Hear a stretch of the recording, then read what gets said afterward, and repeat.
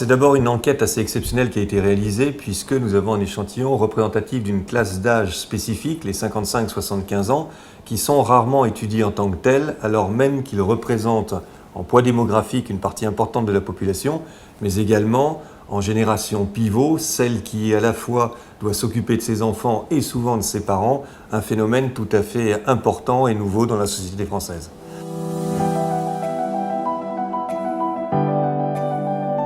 Le premier enseignement, et un des enseignements majeurs, est que pour cette génération pivot, vieillir dans la dignité, c'est véritablement conserver son intégrité physique et son intégrité intellectuelle.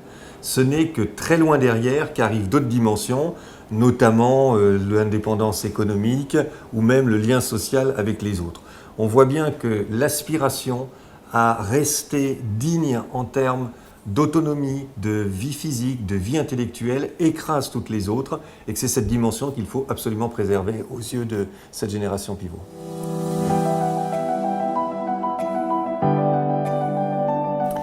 Massivement, cette génération a le sentiment que la société française ne les prend pas en compte, qu'elle marginalise les plus âgés, les 55-75 ans, mais d'une manière générale les seniors, qu'elle ne leur offre pas suffisamment de structures d'accueil pour le grand âge, mais surtout qu'elle ne les valorise pas.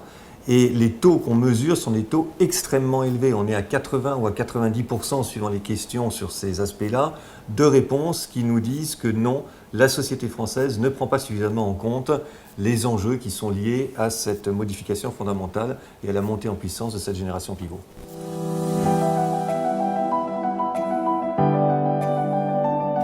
On a donc des individus qui se sentent assez démunis, qui n'ont pas le sentiment que la société œuvre pour eux et qui se tournent vers l'État. C'est à la fois très français, mais c'est compréhensible également.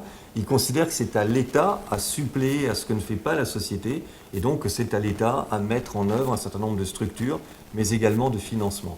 L'État au sens large, les collectivités locales également, et très loin derrière, des organismes privés ou les citoyens eux-mêmes. Pourquoi est-ce que les citoyens eux-mêmes sont si loin derrière? Parce que, encore une fois, ces personnes se sentent très démunies. Il y a l'enjeu économique, bien évidemment, il faut être capable, et peu l'ont fait, mais il faut être capable de commencer à mettre de l'argent de côté, il faut être capable aussi d'aménager progressivement son intérieur. Peu nous disent qu'ils l'ont commencé, même s'ils peuvent y penser.